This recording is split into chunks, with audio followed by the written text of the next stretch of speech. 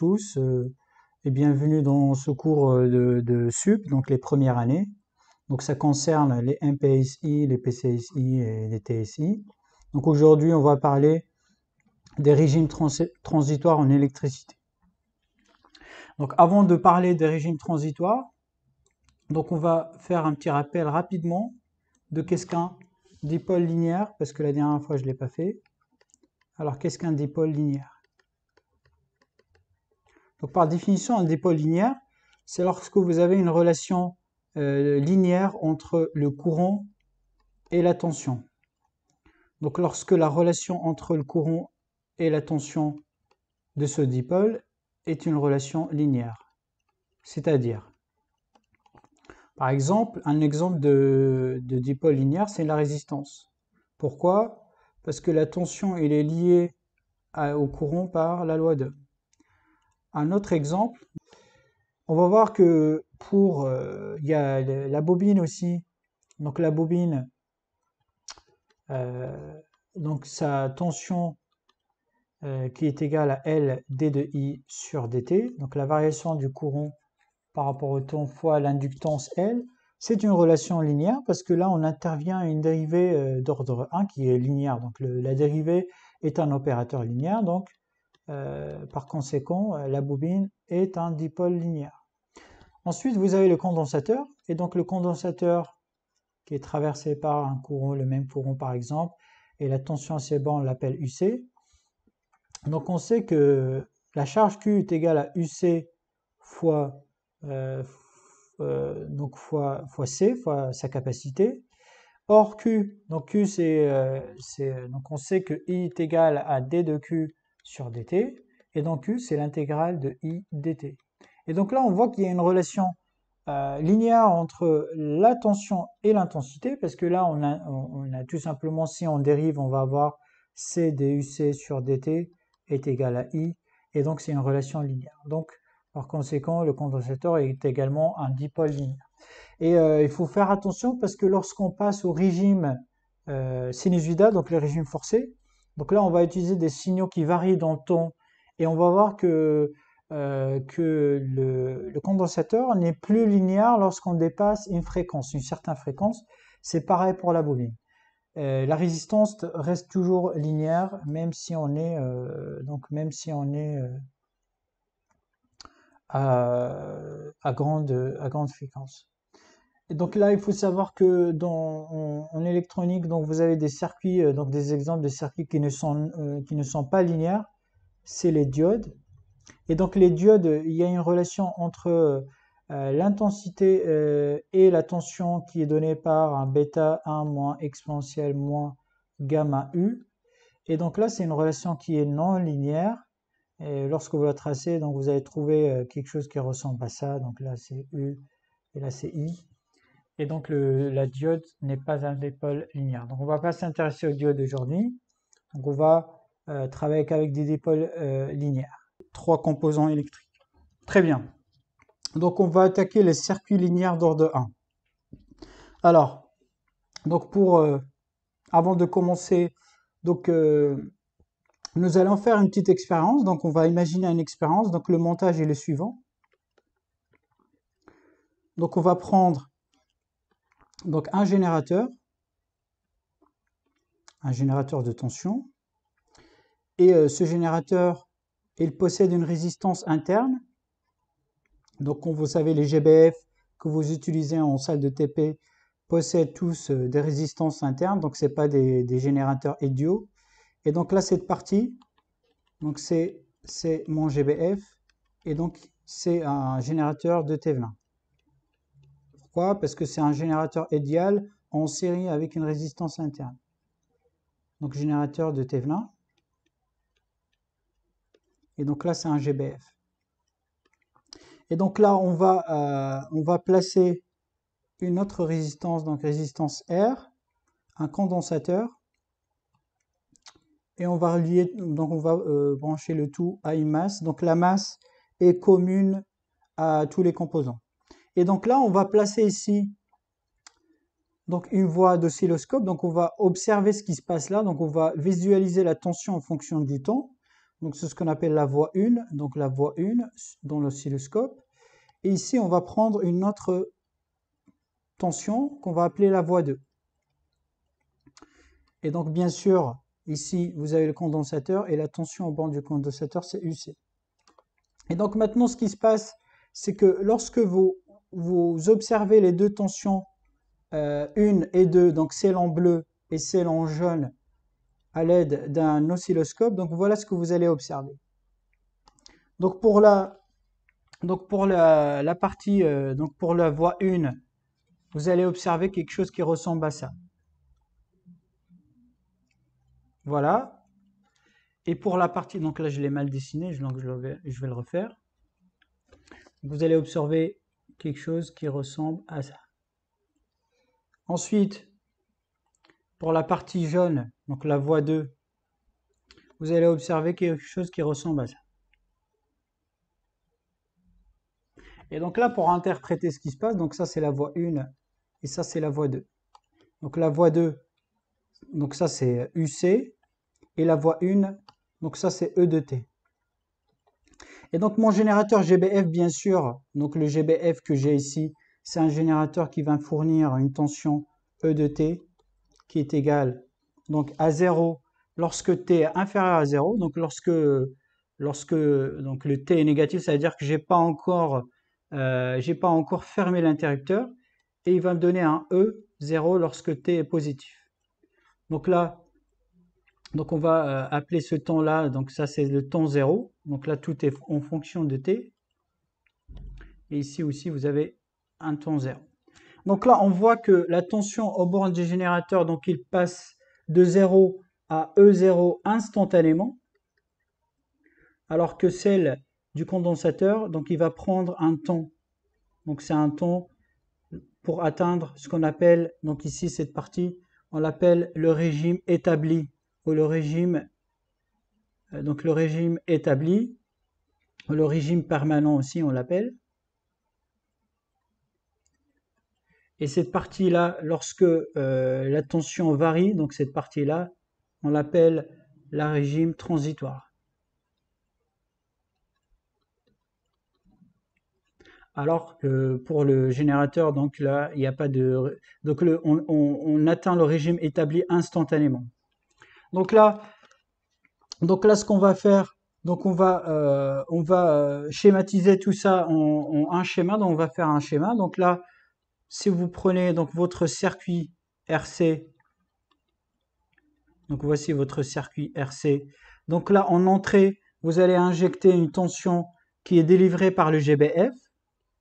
Donc c'est une tension qui est donc en entrée.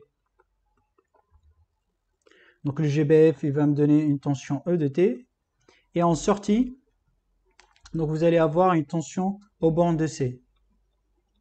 Donc c'est la tension au borne du condensateur, donc c'est UC. Et donc là, le signal délivré par le GBF, donc le signal délivré par le GBF, c'est ce qu'on appelle donc l'échelon de tension.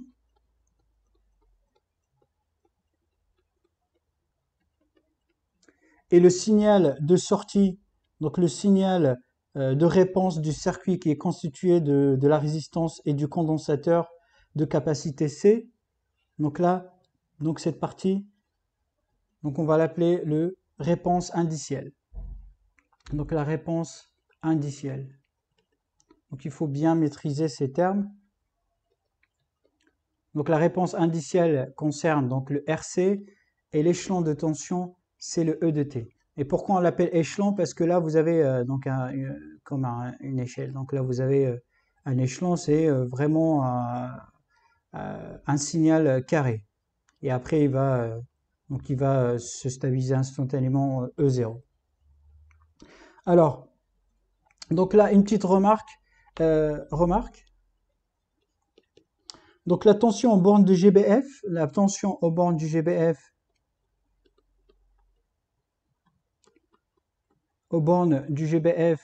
on a remarqué qu'il passe de 0 à E0 instantanément, ou quasi instantanément, et on sait que ça, donc c'est très compliqué de le réaliser expérimentalement, mais on sait que ça va prendre un peu de temps. Donc instantanément. Et donc là, dans ce cas-là, on peut négliger RG. Donc on néglige, donc RG est très inférieur devant R. Donc ça veut dire qu'on va considérer que ce GBF, donc là, il ne possède pas de résistance interne. Parce que s'il possède une résistance interne qui est très importante, l'échelon de tension, il va être quelque chose qui ressemble à ça. Donc ça va prendre un peu de temps avant de se stabiliser. Mais nous, on voit que ça passe instantanément. Donc ça veut dire que cette résistance, elle est très faible par rapport à la résistance de mon circuit RC. Donc RG est négligeable devant R. Donc on va prendre RG est égal à 0. Et donc là, le montage, on va le modéliser. Donc la modélisation de mon montage. Donc le montage, il va devenir le suivant. Donc une résistance R. Donc là, je vais prendre la tension UR avec une résistance R. Mon générateur de tension E, donc le courant, il part dans ce sens. Et mon condensateur, qui est là. Bien sûr, le courant là, convention récepteur. Et là, j'ai ma tension UC. Et bien sûr qu'il faut toujours ajouter une masse. Donc la masse, donc ça c'est une masse. C'est les potentiels qui vaut 0. Donc les potentiels en masse vaut 0. Alors maintenant, donc l'équation différentielle. Donc maintenant, on va établir l'équation différentielle sur UC en fonction de t. Donc, commençons d'abord par appliquer la loi d'Email. Donc, lorsqu'on applique la loi d'Email, puisque toutes les tensions, c'est des variables qui dépendent du temps, donc ça veut dire que E de t est égal, dans la loi d'Email, c'est UR qui dépend de t, plus UC qui dépend de t. Donc là, j'ai rien fait, j'ai appliqué tout simplement la loi d'Email. Et maintenant, donc on va noter I de t, donc c'est le courant dans le circuit. Donc c'est le courant dans le circuit. Donc ça veut dire que UR de t, je peux l'écrire de la façon suivante, donc R fois I de t. UC de t, je peux l'écrire également, donc R, donc UC de t, ou plutôt I de t, parce que UC, je peux pas avoir, parce que moi je sais que Q est égal, donc je sais que Q est égal à C fois UC, donc ça veut dire que D de I sur DT est égal à C fois UC. Et donc, D de I sur DT, plutôt, donc là, j'ai fait une petite erreur, parce que I est égal, donc I est égal à D de Q sur DT, et donc ça veut dire que Q est égal, donc l'intégrale de I dt, et donc ça veut dire que I de t, donc c'est C duc sur dt, parce que Q c'est C fois UC, donc vous remplacez Q par l'intégrale de I dt, vous dérivez une fois, vous allez trouver ça. Donc on va le faire rapidement, on va le faire. Donc on remplace Q ici par l'intégrale de I dt est égal à C UC, on dérive une fois là, par rapport au temps, et on dérive de l'autre côté par rapport au temps, par dt, et donc la dérivée de l'intégrale de dt, c'est rien que I de t, et là, la constante, c c'est une constante, donc il ne dépend pas de t, donc là, je vais avoir que d de uc sur dt.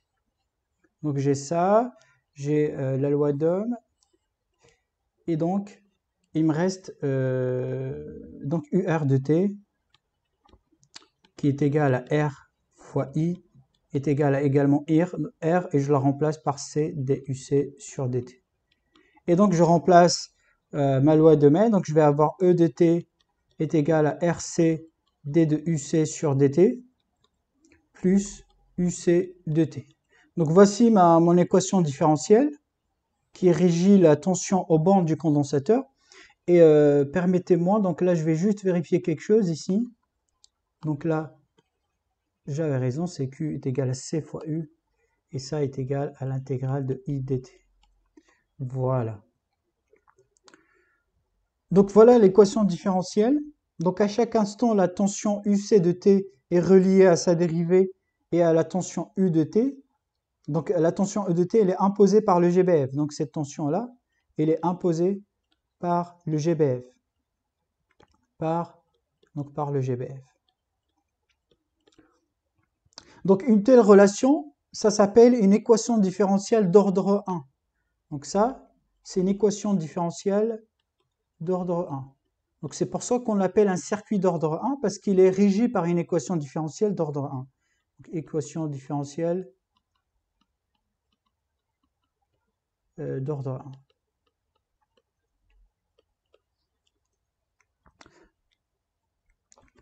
Car il contient donc des dérivées premières. Donc lorsque vous avez une équation différentielle qui contient que des dérivées premières, donc c'est une équation différentielle d'ordre 1.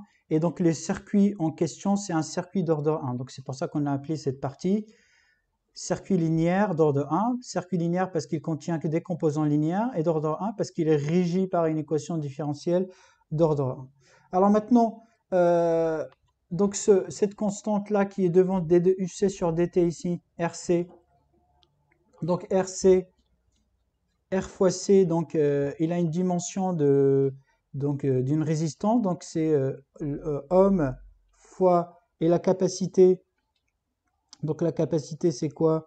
Donc la capacité on peut la chercher parce que je sais que I est égal à C DUC sur dt, et donc ça veut dire que les ampères est égal à Faraday fois DUC sur dt, donc c'est un volt sur le temps, donc c'est secondes.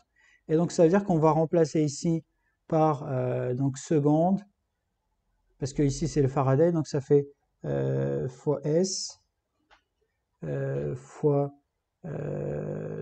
S fois A divisé par V.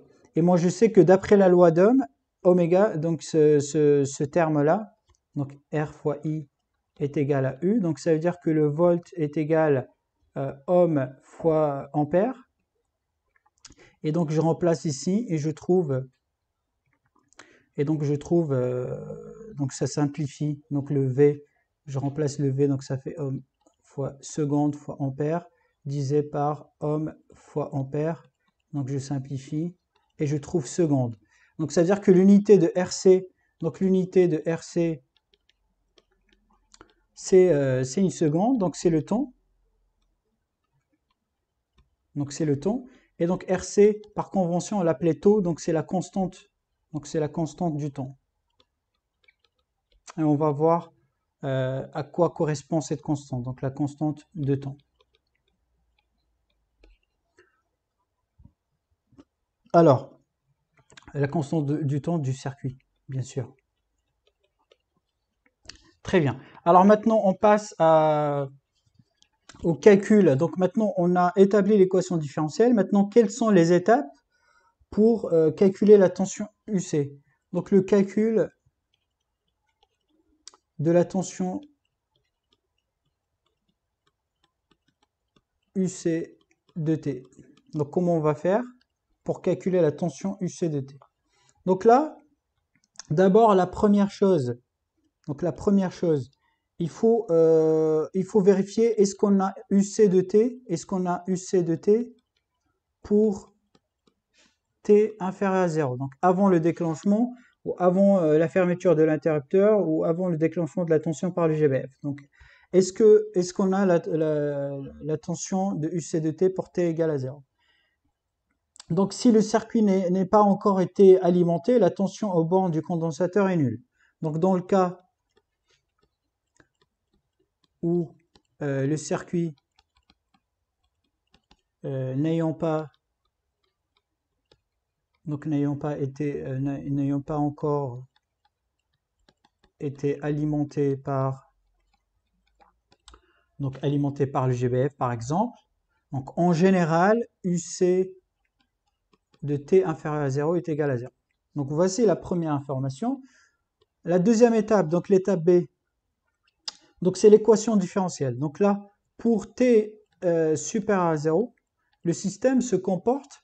Donc pour savoir comment le système se comporte, il faut revenir à l'équation différentielle. Donc là, l'équation différentielle qu'on a trouvée, donc c'est taux d de uc sur dt plus uc de t est égal à E0. Donc il s'agit d'une équation différentielle de premier ordre, on l'a expliqué ça. Donc la méthode de résolution de cette équation est donnée dans votre cours de mathématiques, mais on va essayer de le résoudre quand même.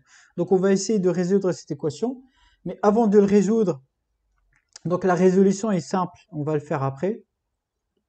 Vous allez voir que c'est une exponentielle. La résolution est simple. Donc on va le faire après. Alors maintenant, l'étape C, c'est ce qu'on appelle la continuité. Donc c'est vraiment tout l'intérêt de ce cours, c'est la continuité de la tension UC de T.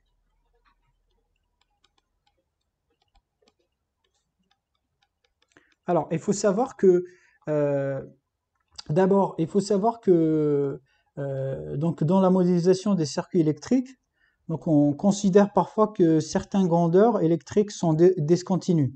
Par exemple, E de T, donc le E de T que j'ai pris ici, ce E de T, donc la tension aux bornes du générateur, elle est discontinue. Pourquoi? Parce qu'il passe de 0 à E0 brusquement.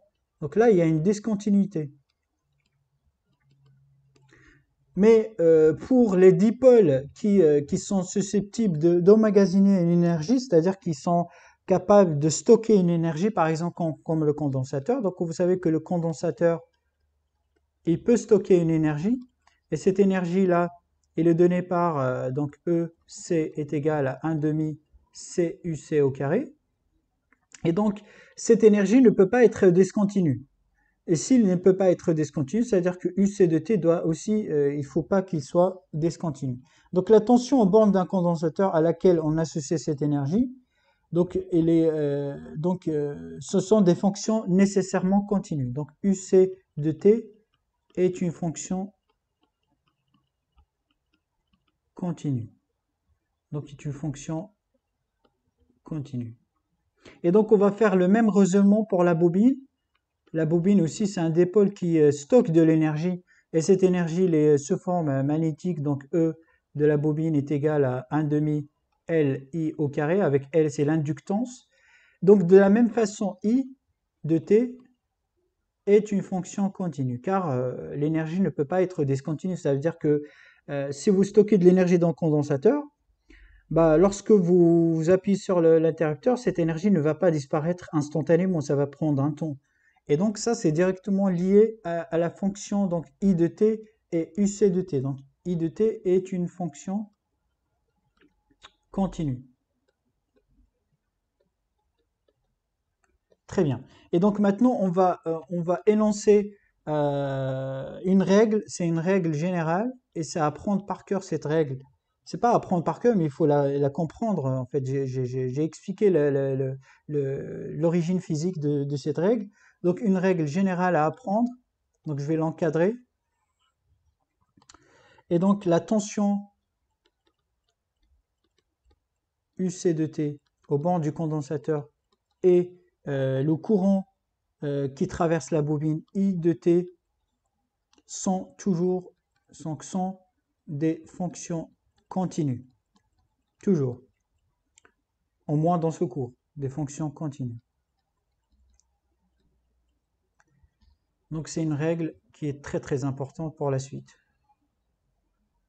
Alors maintenant on va donc là par exemple on va appliquer on va vérifier est-ce que UC de T est continu. Donc normalement on a dit que c'est quelque chose de continu.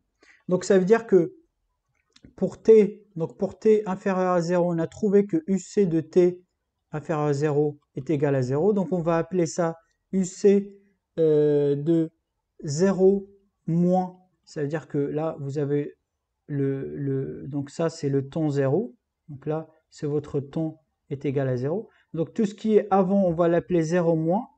Tout ce qui est après c'est 0 plus. Donc c'est des choses que vous avez fait en maths.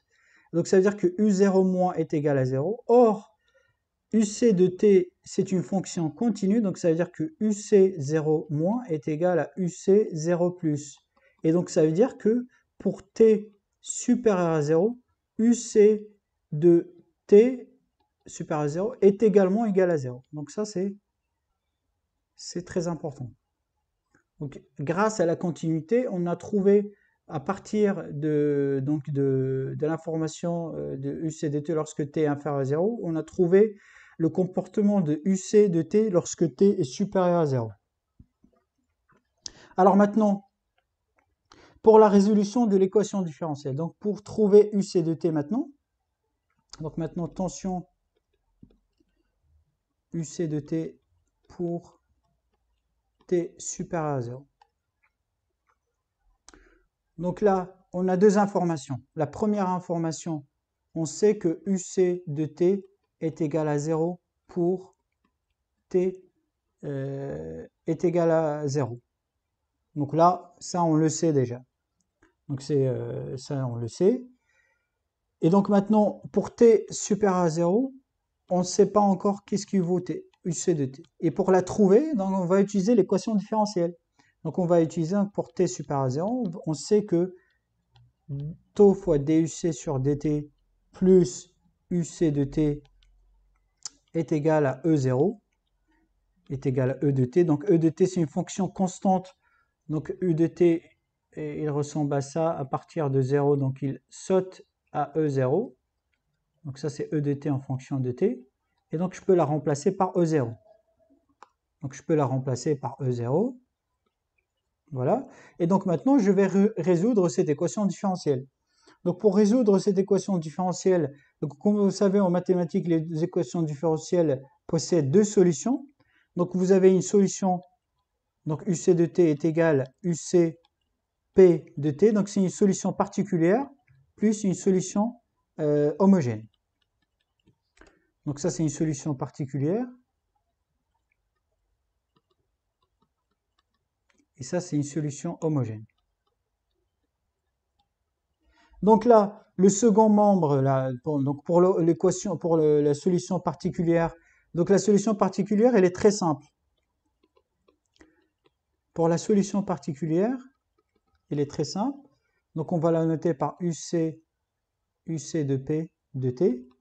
Et donc là, cette solution particulière, elle doit ressembler au deuxième membre qui est à droite. Donc ça veut dire que lorsque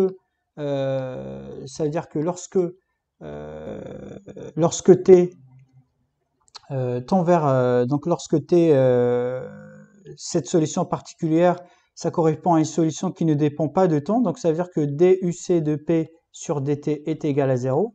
Et donc lorsqu'on remplace ça dans l'équation différentielle, on trouve que la solution particulière uc de p de t est égale à tout simplement E0.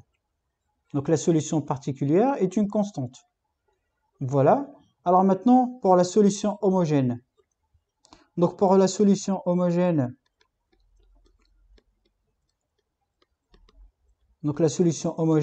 il faut annuler le membre là jaune, E0. Et donc la solution homogène est vérifier tau fois UCH de t, d de UC de h de t sur dt plus UCH de t est égal à 0.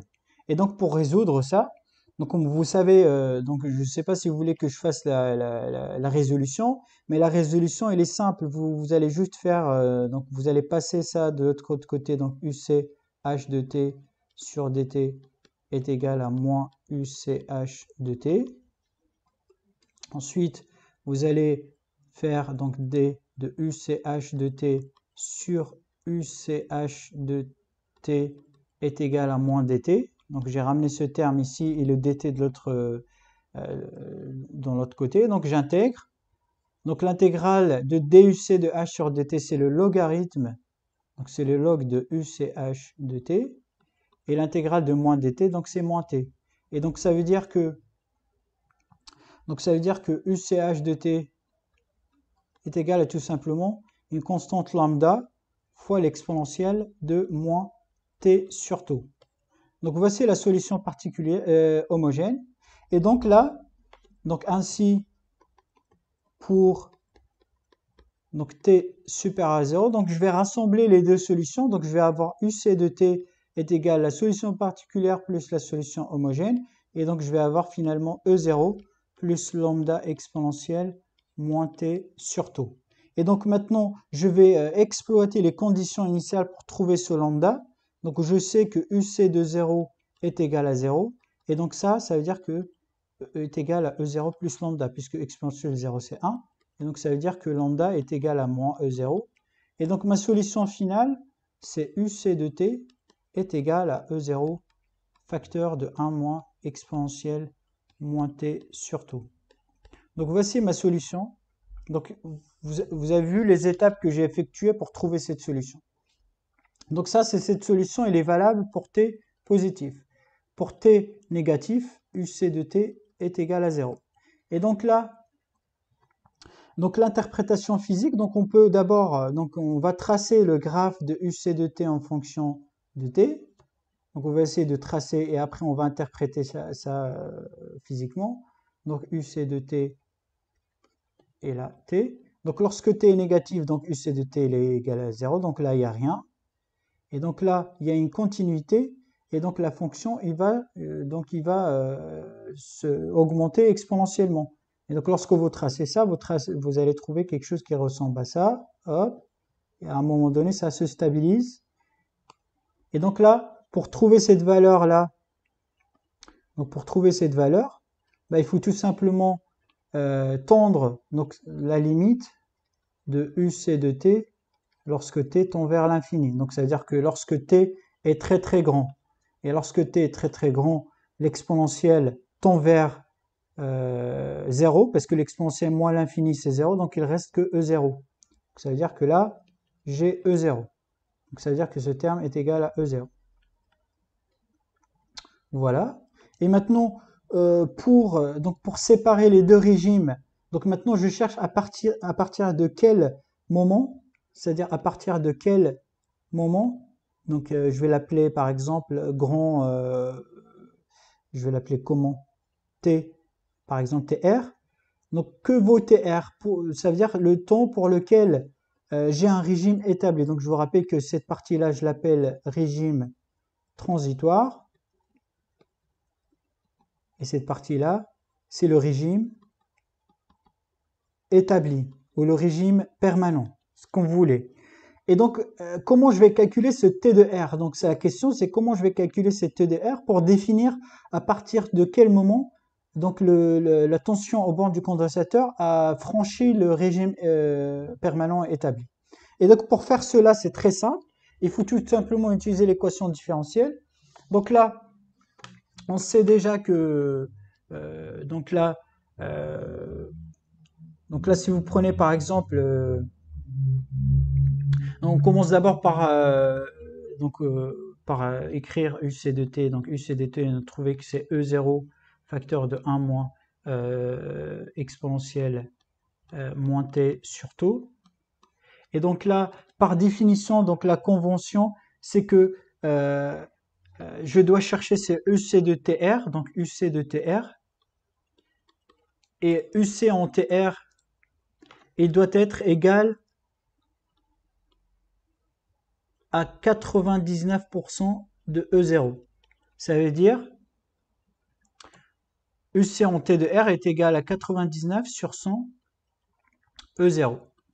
Et donc là, je remplace UC de T de R, c'est E0 facteur de 1 moins exponentielle moins T de R sur tau, parce que UC de T de R, donc j'ai remplacé T par T de R. Et donc là, je peux simplifier par E0. Et donc je trouve que exponentielle moins T de R sur tau est égal à 1 sur 100.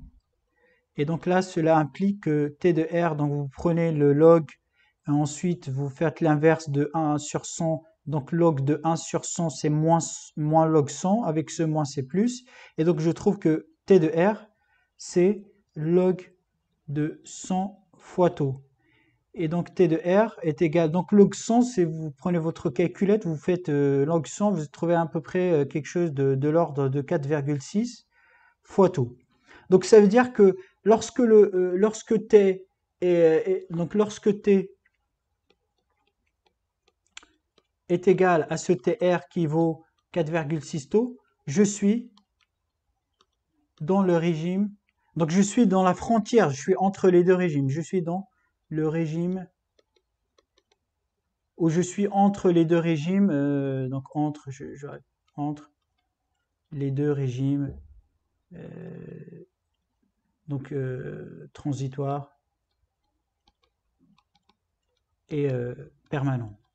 Permanent, parfois on l'appelle établi aussi, donc moi je l'ai appelé établi ici. Donc voilà, et par convention, ça s'appelle le temps de réponse. Donc TR, on l'appelle aussi le temps de réponse du système.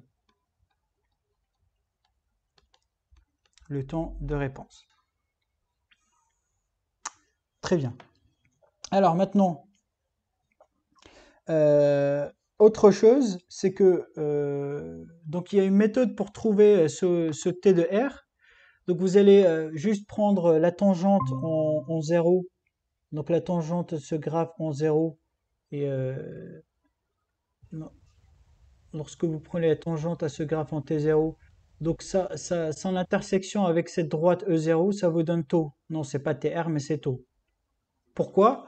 Eh bien parce que tout simplement pour T inférieur, donc très inférieur à taux, l'exponentielle de moins T sur taux, donc il se comporte comme 1 moins T sur taux, donc les développements limités. Et donc ça veut dire que UC de T pour T très inférieur à taux est égal à E0 T sur taux. Et donc là, ça c'est quoi? Ça c'est une droite. C'est une droite qui a une pente qui est égale à E0 sur taux. Et donc là, si je cherche son intersection avec la droite, donc UC à l'infini qui est égal à E0, donc l'intersection de ces deux, c'est lorsque T est égal à taux. Et donc là, je trouve bien taux. Donc vous faites l'intersection de la tangente en T égale à 0 avec celle en T égale à l'infini, vous allez trouver donc taux. Sinon, il y a une autre méthode. Vous prenez la méthode cette méthode, donc vous savez que taux est égal à R fois C. Et donc lorsque vous calculez UC de T en taux, vous allez trouver E0 facteur de 1 moins exponentielle. Donc moins T sur taux, vous remplacez T par ce taux, vous allez trouver exponentielle moins 1. Et donc là, 1 moins exponentielle moins 1, c'est 0,63 E0. Et donc ça veut dire que lorsque T est égal à taux, UC en taux est égal à 63% de E0. Et donc ça veut dire que vous allez dans le graphe, et donc si vous prenez 63% de E0, voilà, 0,63 E0, et donc là vous allez lire le temps correspondant, et ça c'est encore taux. Donc vous avez deux méthodes pour déterminer taux. Et donc la plus précise, c'est celle avec 0,63%, parce que celle avec la tangente, c'est graphique et on est amené à faire, on peut faire des erreurs. Très bien. Alors, donc là, une petite règle qu'on va écrire ici. Donc pour déterminer le temps caractéristique,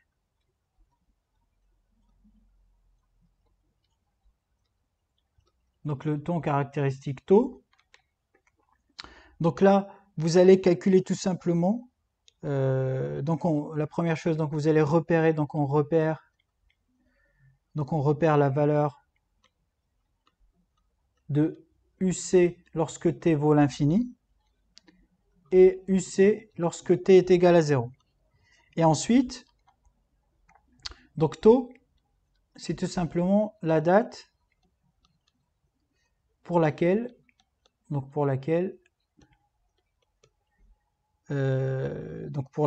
UC vaut UC0 plus 0,63 UC à l'infini moins UC0.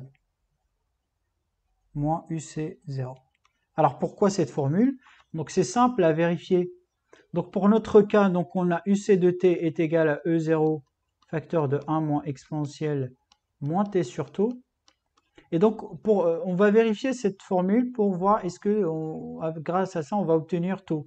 Donc là, on va prendre UC0. Donc UC0, on sait qu'il est égal à 0, plus 0,63 UC à l'infini, on sait qu'il est égal à E0, et donc moins 0. Et donc vous allez trouver 0,63 E0. Et le temps pour laquelle UC vaut cette valeur, c'est tout simplement taux. Donc c'est vérifié. Très bien. Alors maintenant, on passe aux énergies. Donc bilan énergétique. Bilan énergétique.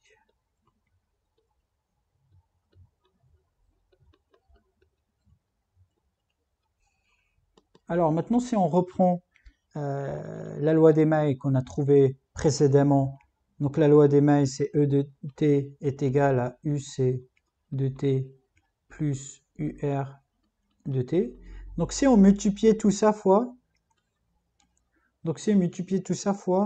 I de t, donc fois le courant, donc on va trouver E de t, I de t est égal à I de t, UC de t plus I de t fois UR de t. Et maintenant, on remplace donc chaque terme. Donc là, on va remplacer UC de t par, donc vous savez, donc on sait que U de R de t, d'après la loi d'Ohm, c'est R fois I. On sait également que UC de t est égal à, donc on l'a trouvé tout à l'heure, donc c'est, c'est C, on l'a trouvé tout à l'heure, c'est C fois UC, donc là, donc C fois UC est égal à Q, donc ça veut dire que Q est égal à C fois UC, donc ça veut dire est égal à Q sur C. Et donc ça c'est l'intégrale de I dt sur C. Et donc là, lorsqu'on remplace ici, lorsqu'on remplace par ces valeurs, donc on va trouver que E de t fois I de t est égal, donc est égal à combien? Est égal à ce terme. Donc ce terme c'est quoi? C'est RI au carré plus 1i sur c, l'intégrale de I dt. Voilà. Et maintenant, on va identifier chaque terme. Donc ce terme-là, c'est ce qu'on appelle la puissance instantanée du GBF. Instantané, c'est-à-dire qu'il dépend du temps. Donc c'est du temps correspondant. Donc c'est la puissance du GBF. Cette puissance, c'est la puissance dissipée par effet Joule. Donc c'est la puissance dissipée par effet Joule. Donc on va l'appeler P Joule. Et donc cette puissance-là, donc normalement on sait que c'est la puissance stockée dans le condensateur. Mais comment on va la vérifier? Donc pour la vérifier, on va tout simplement, donc on sait que l'énergie dans le condensateur, c'est 1/2 C UC au carré.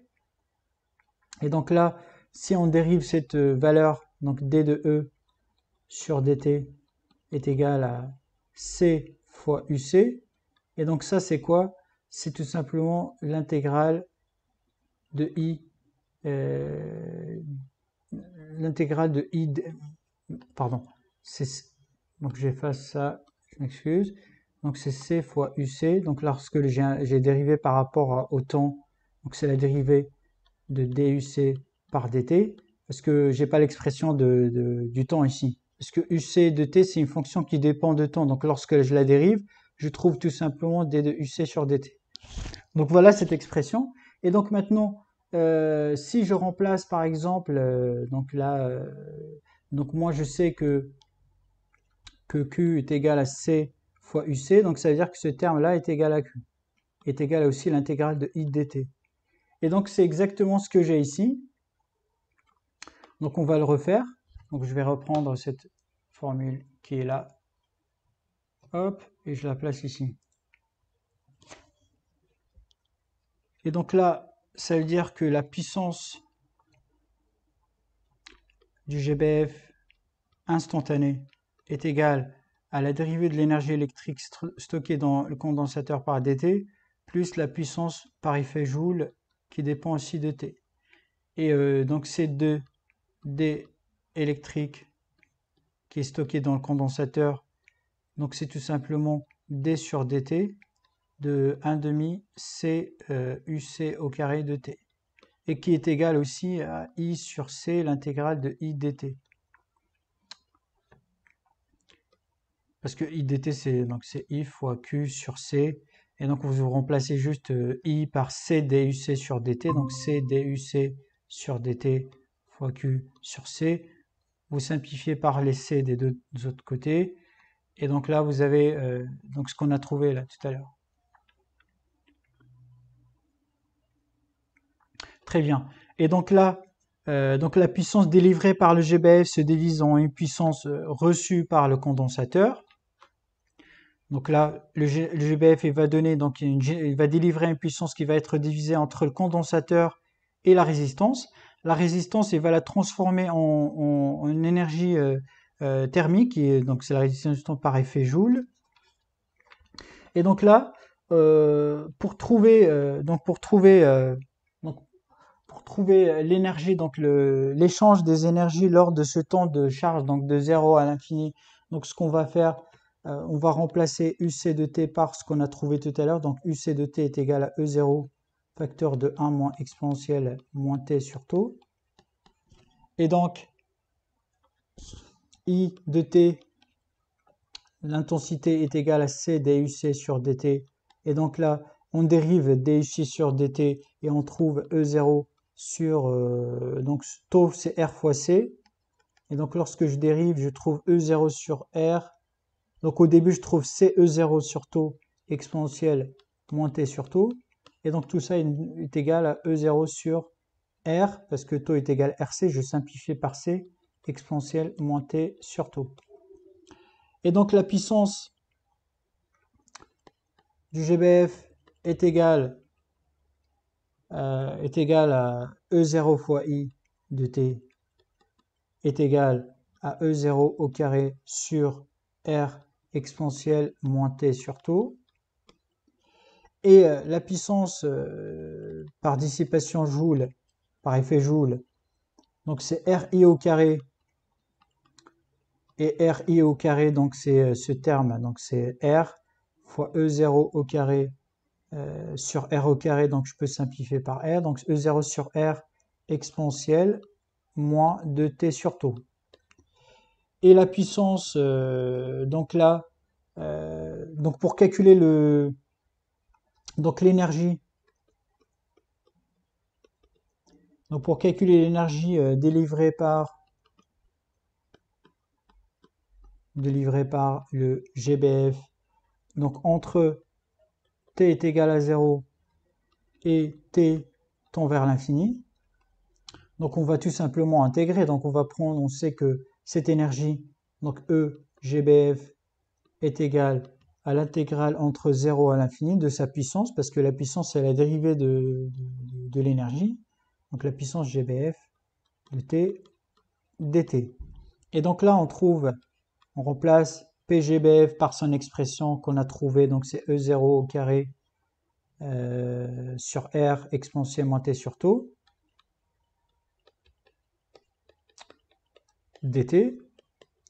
Donc l'énergie délivrée par le GBF, donc là j'intègre, et donc ça fait l'intégrale, donc E0 au carré sur R, donc la primitive de l'exponentielle c'est l'exponentielle avec moins taux exponentielle moins t sur taux, donc de 0 à l'infini, et donc tout ça est égal à taux E0 au carré sur R, qui est égal à CE0 au carré. Donc ça c'est l'énergie délivrée par le GBF, donc en quelque sorte c'est l'énergie totale.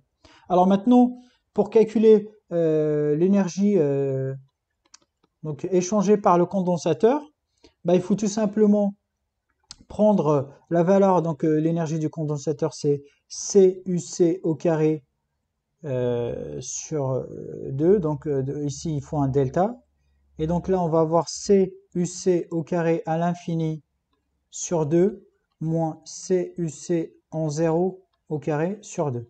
Donc l'intensité du condensateur lorsque t égale 0, c'est 0.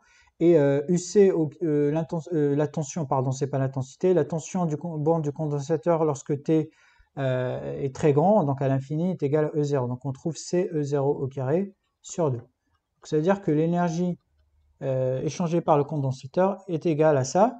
Et on remarque que ça, c'est la moitié de ça. Donc ça veut dire que la moitié de l'énergie délivrée par le GBF. Et donc on retrouve ce bilan. Donc finalement, on retrouve ce bilan. Et donc le bilan, il est suivant. Donc l'énergie délivrée par le GBF est égale, ou l'énergie totale est égale à l'énergie échangée par le condensateur entre T égale à 0 et T égale à l'infini, plus l'énergie dissipée par effet Joule. Et donc là, l'énergie délivrée par le GBF se répartit à part égale entre le condensateur et entre la résistance. Donc ça veut dire que il y a vraiment, donc l'énergie a été divisée par 2. Et une remarque très importante, c'est que quelle que soit la valeur, donc quelle que soit la valeur de la résistance, la moitié de l'énergie est dissipée par effet Joule. Est dissipée par effet Joule. Très bien. Alors maintenant, on passe à une autre partie très importante. Donc c'est ce qu'on appelle le régime libre du circuit RC.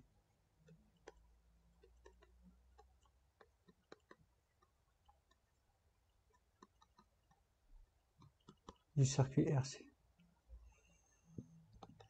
Et donc là, on a vu un circuit qui est composé d'un générateur, donc un GBF, générateur basse fréquence, en série avec une résistance et avec un condensateur. Et donc le GBF qu'on a étudié, il délivre un signal, donc un signal qu'on a appelé un signal carré.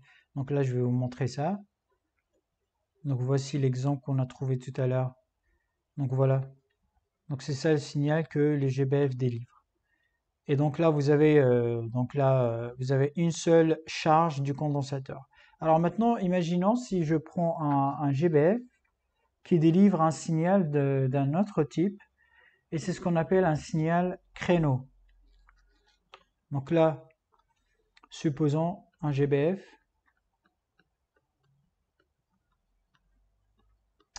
qui délivre une tension créneau. Alors, qu'est-ce qu'une tension créneau? Bien sûr, cette tension créneau, il doit avoir une période de période T. Donc, j'explique ça tout de suite. Donc là, si vous visualisez en fait la tension délivrée par le GBF en fonction du temps, donc là, le GBF, il va me donner des tensions créneaux, donc des tensions carrées.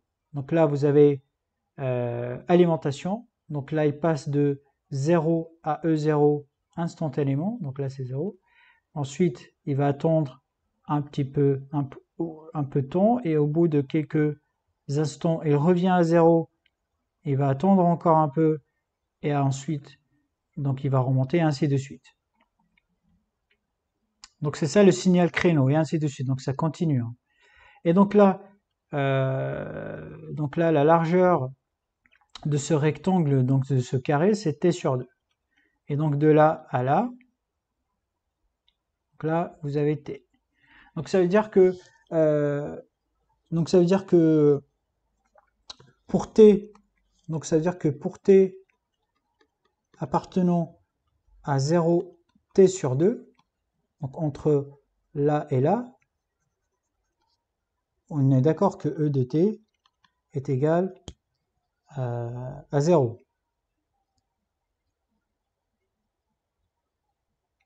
Voilà. Mais si on prend par exemple, ou sinon en fait je vais reprendre, parce que là ça sera mieux. Donc là, je vais prendre cet instant-là, je vais la prendre égale à 0. Et donc là, tout ce qui est là, c'est t inférieur à 0. Donc ça veut dire que pour t appartenant de 0 à t sur 2, donc c'est de là à là. Donc dans cette région-là. Et donc dans cette région, e de t n'est pas égal à 0 parce que sinon c'est pas intéressant. Moi, c'est le cas de e de t égale à e0 qui est intéressant. Est égal à e0. Et donc là, donc on a une réponse indicielle. Réponse indicielle. Donc on a expliqué qu'est-ce que ce terme, réponse indicielle.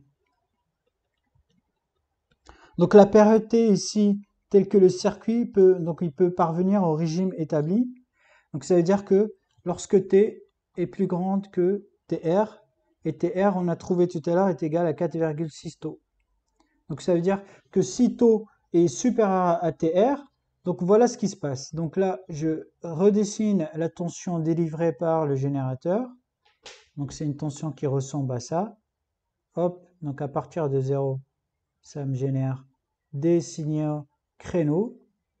Et donc là, si la période t du générateur est plus grande que le temps suffisant pour que le condensateur passe au régime établi, au régime permanent, donc là, ce qu'on va avoir, on va avoir des choses qui ressemblent à ça. Ou plutôt l'inverse. On va avoir quelque chose qui ressemble à ça. Je reprends le jaune. Et donc là, quelque chose qui ressemble à ça. Voilà. Et ici, décharge.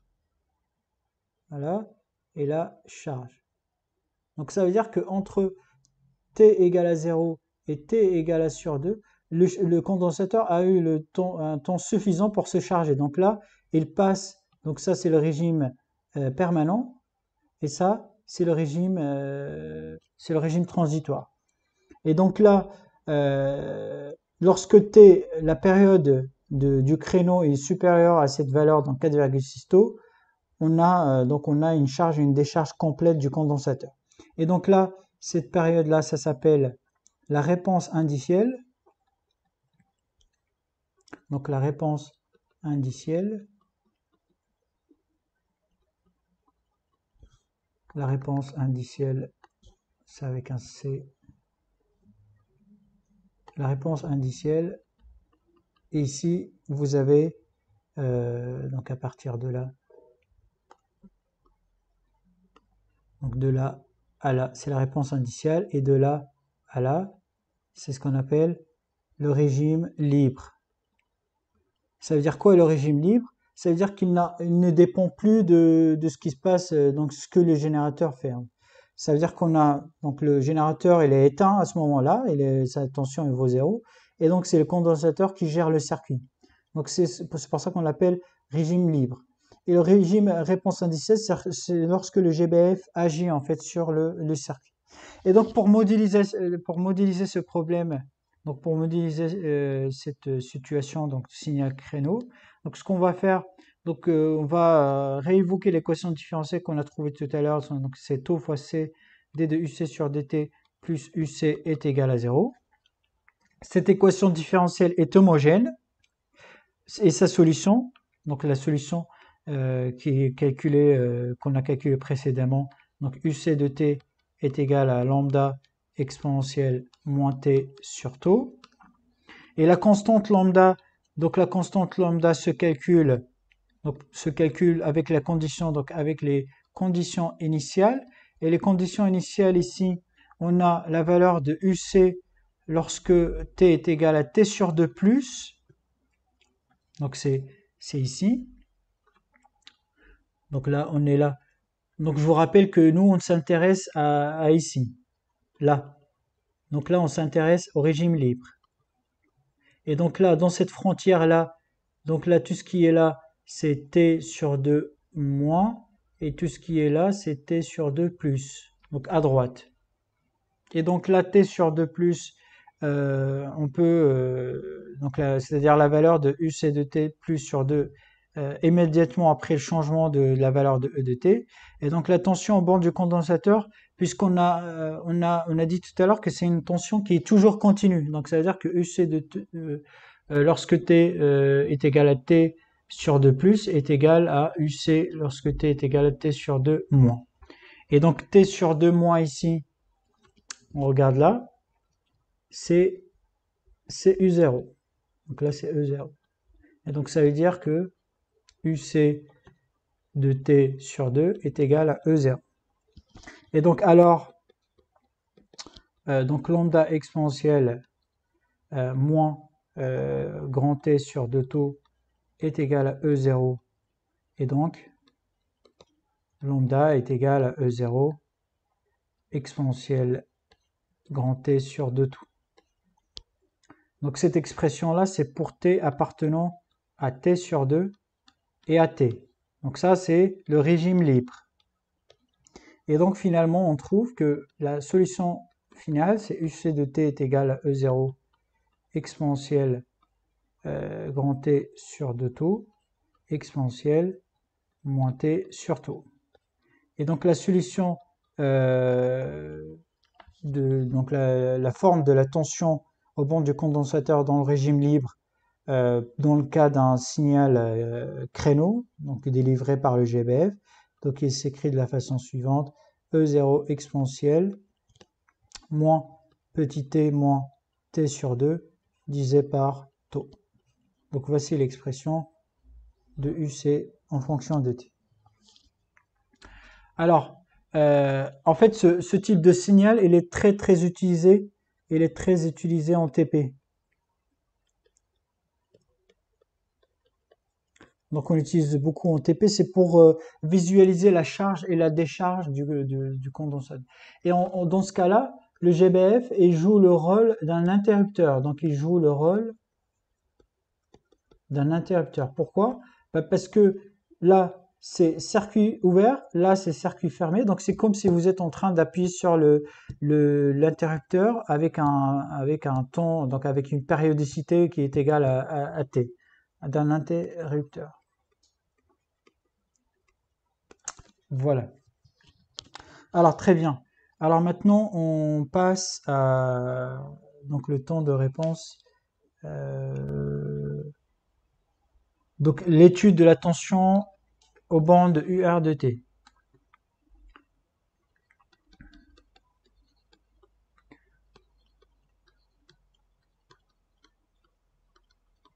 Donc étude de la tension UR de T. Donc jusque-là, on s'est intéressé qu'à la tension aux bornes du condensateur. Alors maintenant, qu'est-ce qui se passe dans la partie qui est liée à la résistance? Donc comment étudier la tension aux bornes de la résistance? Parce que je vous rappelle que le circuit qu'on a étudié, donc c'est un circuit RC. Donc là, vous avez une résistance. Là, vous avez un condensateur. Et donc là, nous, on a étudié que cette tension UC de T. Donc là, le I par là. Donc jusque-là, on a étudié que cette tension. Qu'est-ce qui se passe alors dans ce cas-là en fait? Donc là, on va s'intéresser à cette région-là. Et donc là, donc dans cette partie, on considère que le signal produit par le circuit RC série est la tension UR de T au bord de la résistance. Et donc là, si on refait le graphe de tout à l'heure, donc là on a le circuit RC. Donc là, vous avez la réponse indicielle, donc le GBF, qui va injecter une tension. Et donc en sortie, on va avoir, donc ça c'est l'entrée. Et donc en sortie, on va avoir la tension aux bornes de la résistance, donc c'est UR de T. Et donc pour observer expérimentalement les formes des signaux d'entrée et de sortie, il faut intervertir les positions des composants R et C dans le circuit de cette figure-là.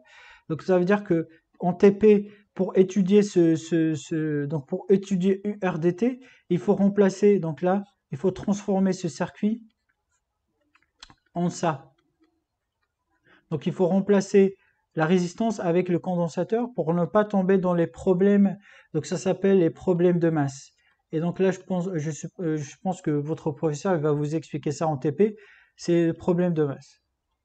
Parce que là, si vous laissez le circuit comme ça, vous n'allez pas. C'est très compliqué d'obtenir la tension en bande de la résistance parce que le GBF et l'oscilloscope, ils ont une masse commune. Et donc là, vous allez court-circuiter la résistance. Pour visualiser UR de T, Et il faut juste intervertir leur position et comme ça, donc c'est-à-dire que la partie, cette partie-là, elle est reliée à la masse. Et donc lorsque vous placez ici une voie d'oscilloscope, donc vous allez étudier UR de t. Donc là, je vais pas rentrer dans le détail, mais c'est ça un problème lié au TP. Mais après, donc là, théoriquement, c'est pas grave. Alors maintenant, on va supposer que E de t, donc il délivre une tension comme tout à l'heure, donc 0 pour t négatif et E0 pour t positif. Donc comme tout à l'heure. Et maintenant, on veut voir le comportement de UR de t. Donc là, je vais dessiner déjà le comportement de E de t. Donc là, c'est E0. Donc là, c'est l'instant t égale à 0. Donc je prends mon 0 ici. Hein. Je le fais exprès. Hein. Donc je déplace mes origines. Et donc voilà la tension délivrée par le GF. Donc il monte instantanément à E0. Et ça me donne ça. Et maintenant, par exemple, en rouge, je veux étudier le comportement de UR de t. Donc comment je vais le faire?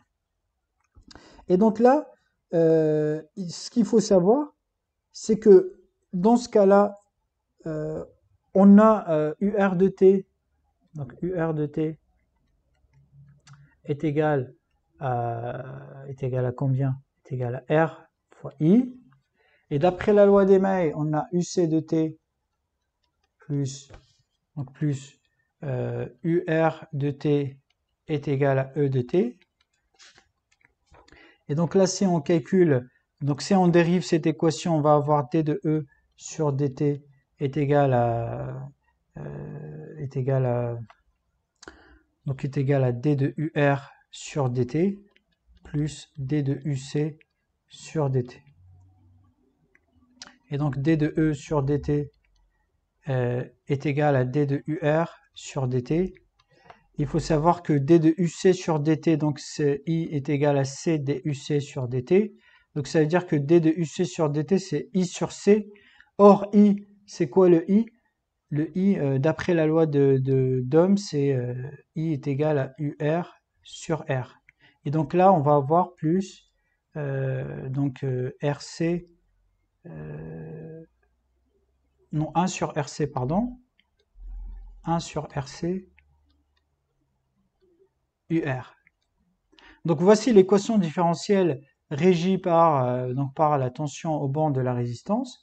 Et donc là, comme E de t est égal à E0 pour t positif, donc la dérivée, donc ça veut dire que la dérivée de ça est nulle, donc ça va avoir 0 est égal à d de UR sur dt plus 1 sur RC UR.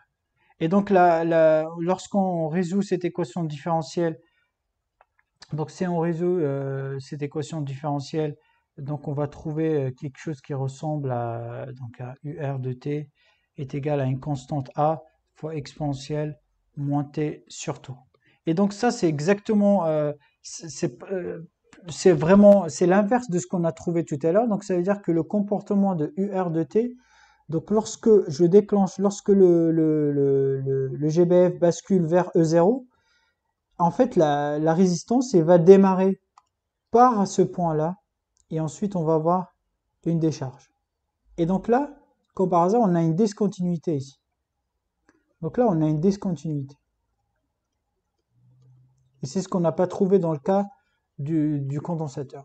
Donc ça veut dire que UR de t est discontinu. Parce que lorsque le GBF bascule, la tension, vous êtes d'accord avec moi que lorsque t est négatif, la tension de UR de t vaut 0. Et lorsque je déclenche, hop, il saute. Et donc là, on a une discontinuité. Et donc là, donc ce qu'on peut dire, donc on peut écrire un mot quand même. On va dire que UR de t présente une ou les mêmes discontinuités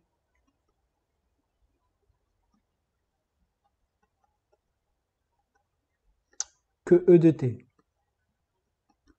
E de t, c'est quelque chose de discontinu parce qu'il il passe de là à là, et ER de T également, il passe de là à là. Donc il y a, dans cette région, on a des discontinuités. Et c'est les mêmes que celles de la résistance. Alors maintenant, pour la résolution de l'équation différentielle, donc là, donc je préfère appeler ce A par, je le préfère de l'appeler lambda. Et donc pour l'équation, donc pour la résolution de l'équation différentielle,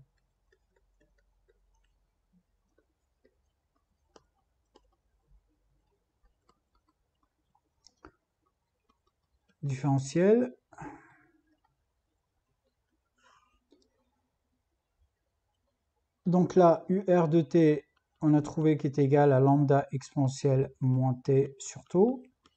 Et donc là, lambda est une constante que l'on calcule en utilisant, toujours pareil, les conditions initiales, qui sont déterminées par, donc là, vous savez que UR 0 plus est égal à E0, et UR en 0 moins est égal à 0. Donc il y a une discontinuité entre les deux, discontinuité. Et donc là, je vais utiliser que celle-là, donc cette information, pour trouver que UR en 0 est égal à UR 0 plus est égal à, donc lambda est égal à E0. Et donc lambda est égal à E0. Et donc finalement l'expression de la tension au banc de la résistance, donc c'est E0 exponentielle moins T sur tout. Très bien. Alors maintenant pour le régime libre. Donc supposons maintenant, on règle maintenant le GBF. Donc là, pour le régime libre. Le régime libre, ça veut dire quoi? Ça veut dire que lorsque le GBF n'a aucune... c'est-à-dire qu'il vaut 0, ça n'a aucune action sur le circuit. Donc on va le régler maintenant, ce GBF, pour qu'il délivre un créneau. Donc il va de 0 à E0 de période T. Donc quelque chose qui ressemble à ça. Donc il va délivrer un créneau comme tout à l'heure. Et donc là, ça continue. Et donc la période de ce créneau, c'est T. Donc ça veut dire que ici, j'ai T sur 2. Et donc on va supposer que la période de ce créneau, il est supérieur au régime, le temps de régime permanent, c'est 4,6 fois tau.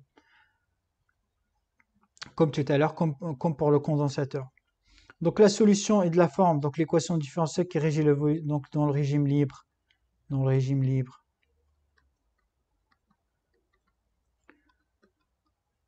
Donc E de t est égal à 0. Et si E de t est égal à 0, donc on va trouver que UR de t dans le régime libre, on va trouver quelque chose qui ressemble à exponentielle. Donc exponentielle moins t sur tout. Donc moins t sur tout. Et donc là, il faut... donc là, ça veut dire que si je trace donc la UR de t en fonction de t, donc dans le même graphe, donc je vais avoir quelque chose qui ressemble à ça. Donc on a ça, ensuite on a une discontinuité, une décharge, et donc là, c'est pas comme le condensateur, on a encore une discontinuité, mais la décharge, ça va être de la bande négative. Donc on va avoir quelque chose qui ressemble à ça. Et ainsi de suite. Donc c'est ça le comportement de la tension au banc de la résistance. Donc il s'agit d'une décroissance exponentielle qui atteint sa limite 0 avant la fin de la demi-période. Avant la fin de la demi-période. Très bien. Alors maintenant, donc on va essayer de faire un peu de circuits qui contiennent des bobines, bien, parce que jusque-là on parlait que de RC. Donc exemple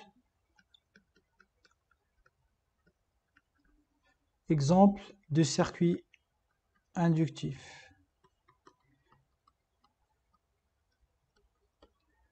Exemple de circuit inductif.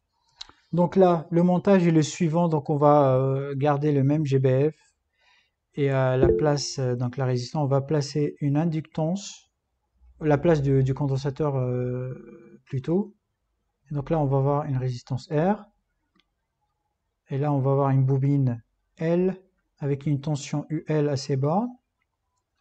courant il passe par là, convention générateur, ma masse qui est commune à tous les éléments du circuit, donc là j'ai UR. Et donc maintenant, la tension en bande de la résistance, donc c'est toujours UR de T est égal à R fois I. La tension en bande de l'inductance ou de la bobine, c'est L D de I sur dt. On sait que d'après, donc là on va vite hein, parce qu'on a tous les éléments pour résoudre ce problème. On sait que le courant est toujours continu. C'est-à-dire que I en 0- est égal à I en 0+, comme la tension de la tension au banc du condensateur. Et donc là, on va appliquer la loi des mailles, donc E de T est égal à UL de T plus UR de T. Et donc là, d'après la loi de la bobine et la loi d'Ohm, donc ça veut dire que E de T est égal à L d de I sur dt plus RI. Donc soit L sur R d de I sur dt plus I de T est égal à E de T sur R. Donc voici l'équation différentielle qui régit le comportement du courant qui traverse la bobine. C'est une équation différentielle du premier ordre. Donc on est toujours en premier ordre parce qu'il y a une seule dérivée, donc c'est premier ordre. Ce montage est donc un circuit du premier ordre, tout simplement. Et donc là, la constante du temps ici, c'est pas R sur R fois C, mais c'est L sur R. Et vous allez vérifier comme tout à l'heure que si vous divisez L, donc l'inductance qui a une unité, donc c'est le Henry, donc l'unité de L, c'est le Henry, R c'est l'ohm, et vous pouvez donc par des simplifications trouver que L sur R est homogène à un temps. Et donc là, on peut écrire cette équation différentielle de la forme suivante. Donc taux d de I sur dt est égal à I de t est égal à E de t sur R. Et donc maintenant, on va procéder au calcul de l'intensité. Comme pour le condensateur, on a calculé la tension. Maintenant, on va calculer l'intensité. Donc l'intensité I de t. Donc il y a plusieurs étapes. Donc là, la première étape, c'est de voir ce qui se passe pour t inférieur à 0. Donc là, lorsque t inférieur à 0, la tension délivrée par le GBF est nulle. Le circuit n'ayant pas encore été alimenté, donc la densité qui le traverse, I de t inférieur à 0, est égale à 0. La deuxième étape, donc c'est comme pour le condensateur, pour t supérieur à 0, E de t, donc là, E de t est égal à 0, cela implique ici, E de t est égal à E0. Et le montage, il est décrit par cette équation différentielle. Donc là, on a taux fois d de I sur dt plus I de t est égal à E0 sur R. Et maintenant, tout l'intérêt ici, c'est de résoudre cette équation différentielle pour trouver I de t. Donc là, on va tout simplement faire comme tout à l'heure, donc sans perdre du temps. I de t, il va s'écrire donc la solution de I de t va s'écrire avec deux solutions. Donc une solution particulière qui ressemble au terme constant, donc le terme à droite, E0 sur R, plus un terme qui est homogène et qui dépend qui se comporte comme une exponentielle. Donc c'est lambda exponentielle moins t sur taux. Donc cette partie, on l'appelle la solution particulière. Et cette partie-là, c'est la solution homogène. Donc homogène. Et donc maintenant, donc finalement, l'expression... donc avant de trouver l'expression, bien sûr, il faut trouver lambda. Donc pour trouver lambda, donc il faut appliquer les conditions initiales. Donc il faut exploiter les conditions initiales. Donc là, on sait que I0+ est égal à I0- par continuité. Et donc tout ça est égal à 0. Donc soit E0 sur R plus lambda est égal à 0. Et donc soit lambda est égal à moins E0 sur R. Et donc finalement, on trouve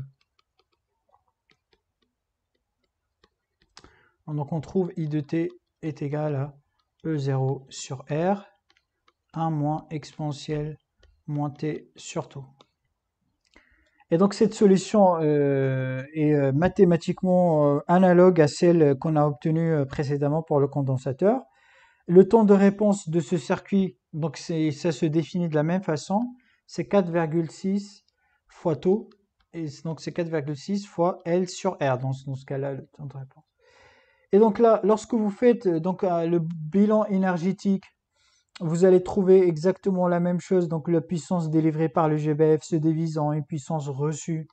Donc si on fait rapidement un bilan. Donc je ne vais pas faire des intégrales. Si vous voulez savoir comment j'ai fait, vous revenez au bilan énergétique de condensateur. Donc vous prenez la loi des mailles, vous la multipliez fois I de t. Et donc là, à la fin, vous allez trouver que la puissance délivrée par le GBF est égale à la dérivée de l'énergie emmagasinée dans la bobine par dt, plus la puissance dissipée par effet Joule par la résistance. Et donc là, on peut écrire un petit mot quand même. Donc la puissance délivrée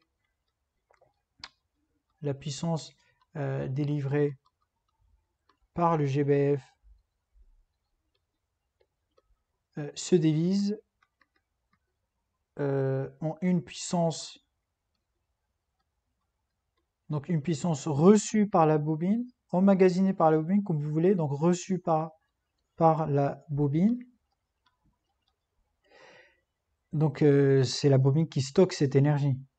Et une puissance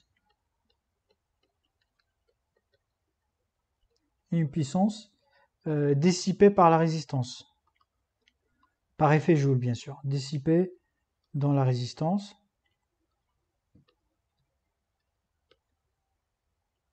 Par effet Joule. Et donc voilà pour tout ce qu'il faut savoir donc sur le régime transitoire pour les circuits d'ordre 1. La prochaine fois, donc ça peut-être si j'aurai le temps, je peux le faire demain ou je peux le publier directement sur YouTube. Les circuits linéaires à ordre 2. Donc le RLC, donc on va fabriquer un circuit où on va intercaler à la fois le condensateur, la bobine et la résistance et on va étudier son comportement. Et là, on va trouver une équation différentielle de second ordre